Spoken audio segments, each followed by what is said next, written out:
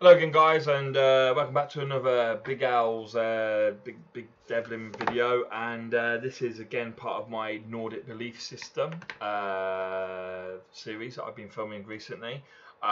It's again a bit like the last video that I filmed, which was all about the difference between modern religion and supreme beings, and the Viking pantheon essentially, and how that can alter your viewpoint of the world. This video is really a sort of adjunct video. I'm going to try and keep short. It's an accessory video to one that I've already filmed, and that is on Odin, the Allfather. So this is essentially Odin, the Allfather, part 2. The reasons why he's my patron god. Okay, so this is very much more of a personal video, so it's less fact, less references, so to speak, and all the rest of it, less basically the last video that I filmed was 40 minutes, and I felt it could be perceived as being a bit dry because it was all about facts and it was all about analysis and all the rest of it. Whereas this video, I just wanted to show you my passion for certain aspects of Odin as a god, and why I have him as my patron god, and why I feel that as the king of the gods, why he deserves that, essentially, that title. In addition to this, I probably will be doing similar videos to this, my own personal experiences or viewpoints on certain gods, but again, it will only be on the main gods, so Thor, Loki, Freya, things like that. They'll be all hopefully be getting this sort of treatment just for your guys' entertainment. If you if you're interested in learning a little bit more, then of how I see these gods, then obviously you guys will, I hope, find the videos entertaining. But for me, I'm not going to do it on the lesser gods, but I will do it on the major gods. For me, Odin really is my patron god.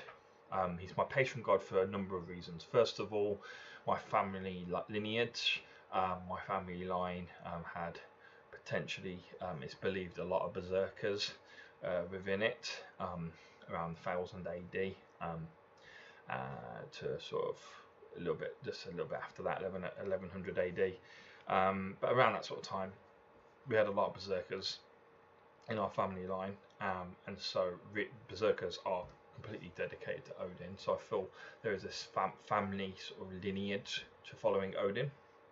But as I say, before I used the word obligation, I feel like it's an obligation to follow my ancestors' path, and it was the wrong word to use, and I corrected myself immediately when I used it. For me, it's not that. It's a privilege to follow in their path, for starters, but also it's a privilege to follow in their path because Odin really is this very interesting and characterful and colourful god that I want to now share with you my favourite parts of, and why, for me, the certain things that he does really relates to me, because of course, being or deciding who your patron god is, sometimes it's one of simply emotion, feeling of emotion. I feel connected to this god, so it's my patron god. There must be a connection between us, and I'll explore it as my life goes on and continues.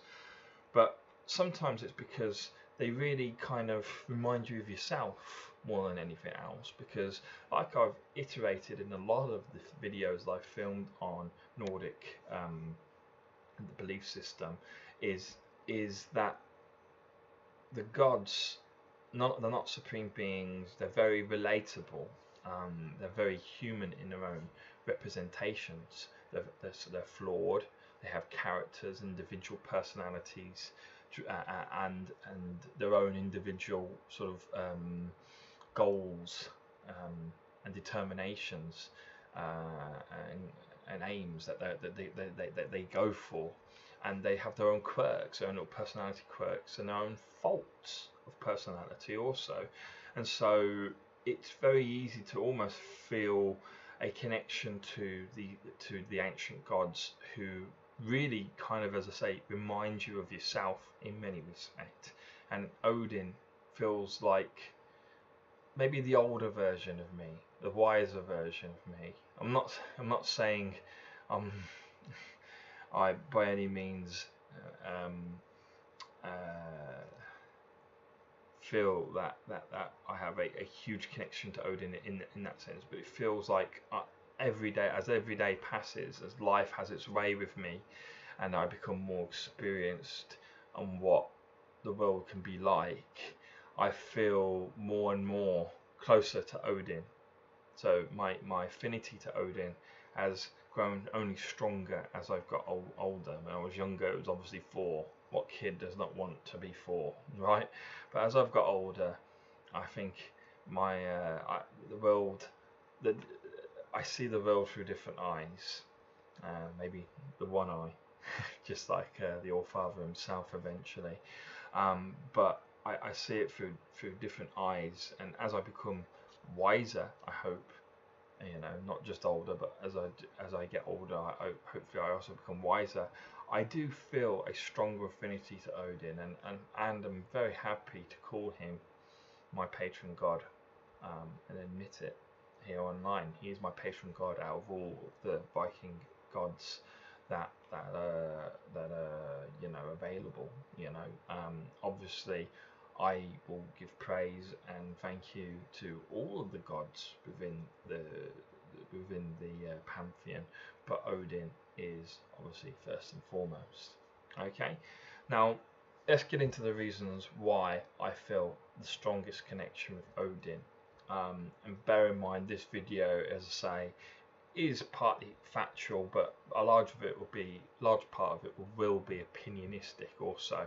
And so if you don't agree with my opinion, guys, that's fine. You feel free to comment in the comment section, and give a reason why, and we can have a little old debate. But if you feel the same as me, or maybe for different reasons, if not for the same reasons, then please, again, feel free to share.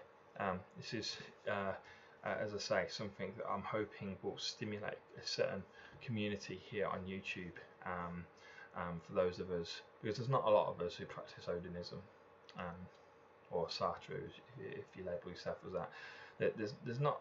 I hope I've pronounced that correctly, but there's not a lot of us. So it'd be nice for us to all sort of, have a place to talk about the old gods, so to speak, from time to time. Okay, so for me, Odin, first of all, I'm going to describe him as I understand him, as I see him in my mind, because we all have a different mental image for each of the gods and what they're like. For me, he is the old man on the throne, so to speak, who's weary to some degree. Not weary because he's tired, physically tired, but weary because he knows what is coming. His wisdom is beyond all others. He knows not only the fates of his children and the fates of all of men of mankind, but he even knows his own death. Perhaps having access to the ultimate wisdom was perhaps not the wisest decision after all, because wisdom carries with it a heavy toll and a heavy weight on your shoulders, especially when you are a ruler of a realm such as Asgard, and you have responsibilities of protection for those who live in Asgard, and of course the realm of Midgard also.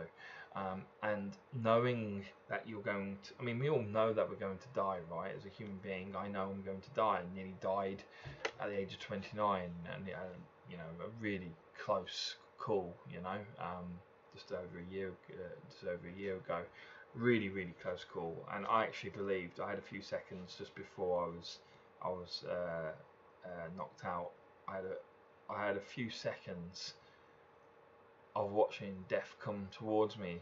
Ultimately, I had that realization that I was not probably going to be on this earth anymore, and in that moment it was just a silent recognition that my time was over. In many respects, there was no panic, there was no fear. It was a silent recognition that the time is over, but I ain't going down without a fight. And I was hit by a truck from behind, in a car crash, whilst I was stationary. Not my fault in any means whatsoever. But even though I only had really few fractions of a second to react, I did my very best to get us, me and my girlfriend, out of the way of that truck, despite knowing that death was almost inevitable. And as a result, that kind of, I understand, or I feel that I've got a better understanding now of that wisdom that Odin must, I have a better understanding of the that was the word, not the pain, but the just, as I said, the weight that or the pain that wisdom that Odin shares of his own death must have on him. I only had to bear it for a few seconds, that realization that I'm going to die, or that true belief that I'm going to die in the next 2 seconds or whatever. I only had to bear that belief for 2 seconds, but Odin has to bear it for thousands of years before Fenrir is released and Ragnarok begins. He has to bear that weight on his shoulder, knowing that this day that is coming up is his death, and this is how he's going to die. And I can understand how that would make you tired, so to speak, and weary, and even more grim and wise to some degree. Okay. To me, as a result, Odin is totally relatable to the older version of myself, and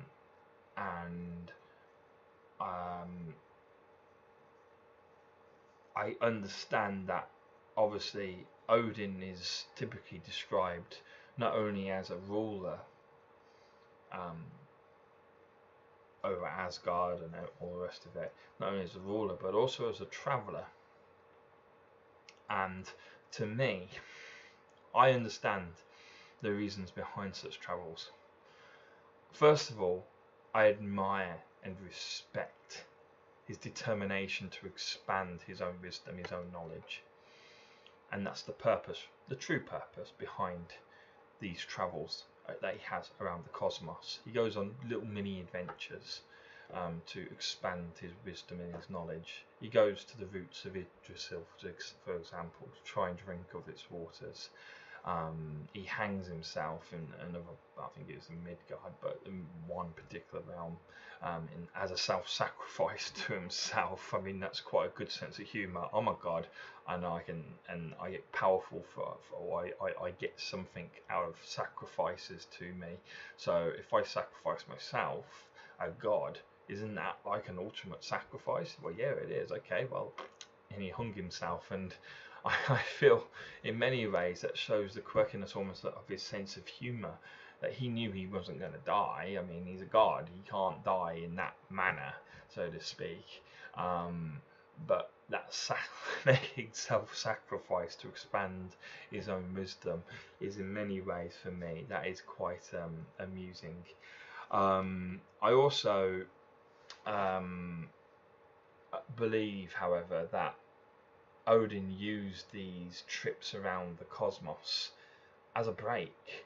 As I say, that weight that he must be bearing upon his shoulders, that weight of responsibility, knowing that you're going to die and how your wife's going to die and your friends are all going to die and all the rest of it, and knowing really that yes, he's making all these preparations with Valhalla, and he's making all these preparations with everything else, building an army and all the rest of it, and using Bragi, I think, with his boot, creating the ultimate boot and all the rest of it, which is a story that I'll tell another time. Even though he's trying to prepare for Ragnarok, he still knows deep down, the ultimate wisdom will tell you this, that it's inevitable. Fate is fate is fate. And so I feel that huge weight on his shoulders of fighting a battle he knows he's going to lose, but fighting it regardless because, well, he's Viking and he has to fight. That's the whole point of your existence in many ways. Is is going to tie you up from time to time, and I believe that really his travels along the cosmos were in many ways a vacation for him, a holiday from the responsibilities of having to rule all the time. I'm sure rulership, especially with, as I say, the added burden of this ultimate wisdom, would be profound, especially over thousands or hundreds, if not thousands of years. It would become to some degree unbearable, and I believe that's why, in many ways, even though Odin is a noble and honourable leader in many respects, he is the god who is your patron god as a ruler. If you rule through cunning, if you rule through honor, if you rule through respect, your patron god is probably Tyr. But if you rule through cunning, it's probably Odin. And I feel that that's the reason for that is partly Odin's mind is broken. He knows too much in many respects, and so he sees almost the inevitability of it all. He's almost a nihilist without admitting it. He's a nihilist. I mean, you can't be a nihilist and a Viking at the same time. A nihilist is someone who believes that what's the point in doing stuff because, well, we all die anyway and it all ends. So what's the point? You can't be that in a Viking, really, because Vikings believe that life is always recycled. So there's always a point to doing something because it's going to have its echo throughout eternity, so to speak. But to Odin, it really is. It's like, well, what's the point in many respects? I'm going to die anyway. Might as well, have some fun and at least rule the way I want to rule. I'm not going to, acquiesce to anyone else's laws, especially when on my travels. I'm not going to acquiesce to any laws or anything like that. I'm going to do whatever I need to do to achieve what I want, and if that's pissing off the locals, then so be it. Their problem, not mine. And I admire his determination in the sense that he's able to and willing to do that, despite the fact that really deep down he is a very honourable god. He is willing to do whatever is necessary to expand his own wisdom because he's desperate to find an answer to stop not only his own death. I don't think preventing his death is a major motivation to his expansion of wisdom. It's to try and prevent the death of his family, his sons, his wife. They all die. They all die in Ragnarok, and so he, is looking for an answer to save them in most respects, as well as his kingdom and all those he rules over. And I just feel that the fact that he does this by any means necessary, it reminds me to some degree. I feel that Odin is willing to break his own back. You know what I mean? He's willing to make self-sacrifice, literally. He hangs himself to achieve whatever he needs to do. And my dedication is not wisdom, it's my family.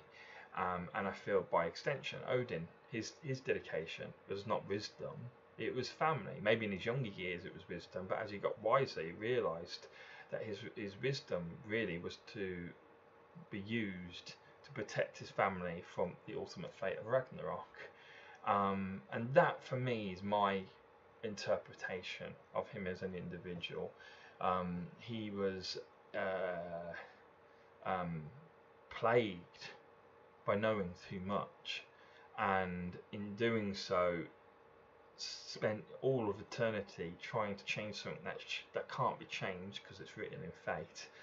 He even practiced the magic of Seder, something that is a magic that if practiced, you are permanently labelled by members of your own peers as being unmanly. It's a woman's art, so to speak. Only female gods and female, men and women did it as well, but typically only females were really allowed to practice Seder. He did it. Despite being in such a position of responsibility, he became the second best practitioner of Seder out there, just underneath Freya herself. And so by doing that, he did it because Seder is a magic that can influence fate. And he did it because, well, any means necessary, he's going to try and fight to protect what he loves the most.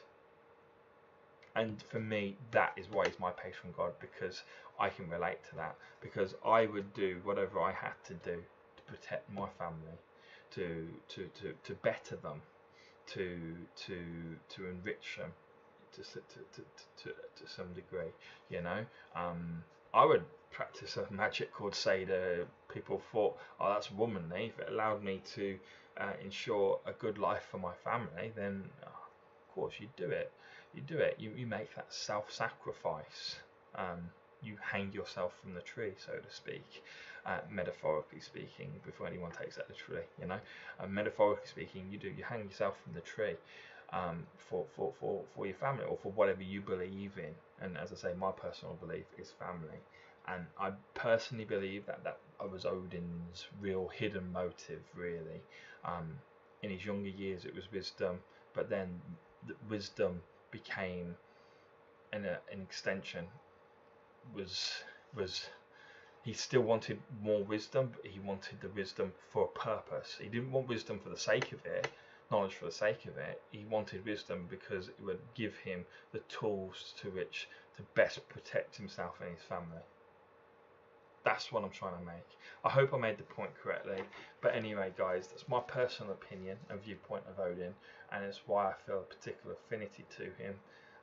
Perhaps you can share the reasons why you feel an affinity to Odin, even if he's not your patron god. We all feel an affinity to all of the gods, but if he's your patron god particularly, I'd love to hear from you and hear your interpretations.